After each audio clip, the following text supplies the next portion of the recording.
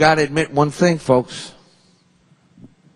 There's a big difference, as I said before, big difference between zero taxes and $1.8 billion in taxes. And I guess I wouldn't blame some of the folks watching at home or that hear the accounts of this evening when they hear that there were two budgets put before us for consideration. With that wide a delta, to scratch their heads and shake their heads and say, isn't it a shame? Isn't it a shame? They couldn't have come somewhere in the middle. Some might say it's easy to sit on the sidelines and throw stones. You know, I've been in the minority now for 19 years. My entire career here in the House of Representatives has been a member of the minority party. And there were times during that tenure where I would feel uncomfortable because the majority party would offer a bill or an initiative that I might take issue with. And certainly, as most of you know, I wasn't shy about voicing my concerns or my opinions, especially when I was opposed to something. But invariably and appropriately, the question would be turned back to me and say, well, then what's your idea? If you don't like this, then what do you got?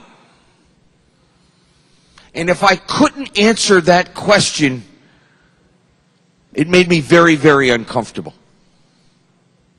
Ladies and gentlemen, the amendment you have before you is our alternative.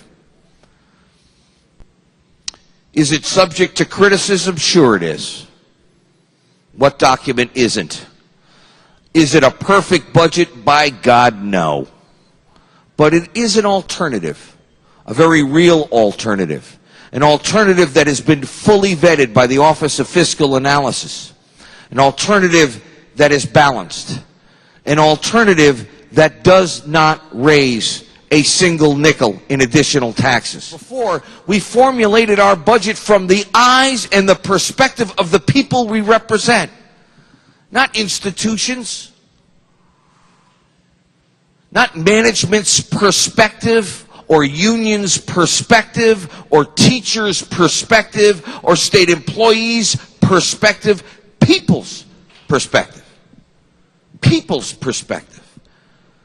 That's how we started our process. And we went through every single line item in this budget. I kid you not. Every single line item in this budget, line by line by line, not once, twice, 3 or 4 times, but 5 times at least. Why? Because it wasn't easy. You know, poke fun at my side of the aisle. It's really easy to sit there and say, what we need to do is cut spending. We spend too much money, we got to cut. And then when you see those line items before you, old age assistance, aid for the needy, you gulp. I can't cut that. This is about kids. This is about our seniors. This is about veterans. It's not easy. Not easy at all. But when we did that from the eyes of the people we represent. And when we did make those difficult decisions of cutting a line item, we said, does this line item directly affect people, indirectly affect people, sort of affect people? Is it an advocate for people?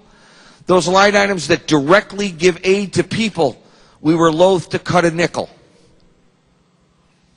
Those that were indirectly helping people, maybe we felt we couldn't afford the level that we had funded them in the past. And some that were maybe just supportive of certain causes, we felt we unfortunately cannot afford any longer.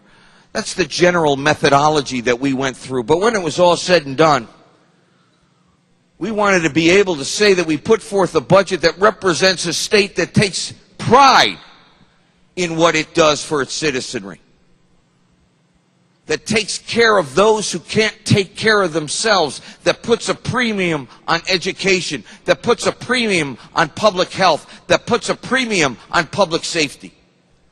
So the budget you have before you does the following. In the human services area, for people who are vulnerable, for people who can't, in many cases, take care of themselves, we spend $7.7 billion in year one and $7.8 billion in year two. In education, we spend $4.1 billion in year one and $4.2 billion in year two. Now that might be less. That might be less than what the underlying budget spends. But that's nothing to sneeze at, folks. We take our commitment very seriously. As a matter of fact, in our budget, we spend $18.253 billion in the first year and $18.988 billion in the second year. That's not slash and burn, folks. That's not slash and burn. Counter many state employees. I mean, they're good people. They work hard. They work hard. And the system of compensation or health care or pension, they didn't make that up. They didn't make it up. They applied for a job, they were qualified, and they got the job. It came with a salary and benefits. They had nothing to do with that. That was made by decisions made by executive branch and legislative branch. It's not their fault. So no one on this side of the aisle will ever vilify a state employee, because that is wrong and it's not fair. But we also recognize that government is a service organization, not an employment one. The old cliche now that government doesn't create jobs, people in private sector creates jobs. So with that philosophy, we believe that we should have all the government employees that we need, but only the government employees that we need. Currently, according to the Comptroller's Office, we have 54,623 full-time employees.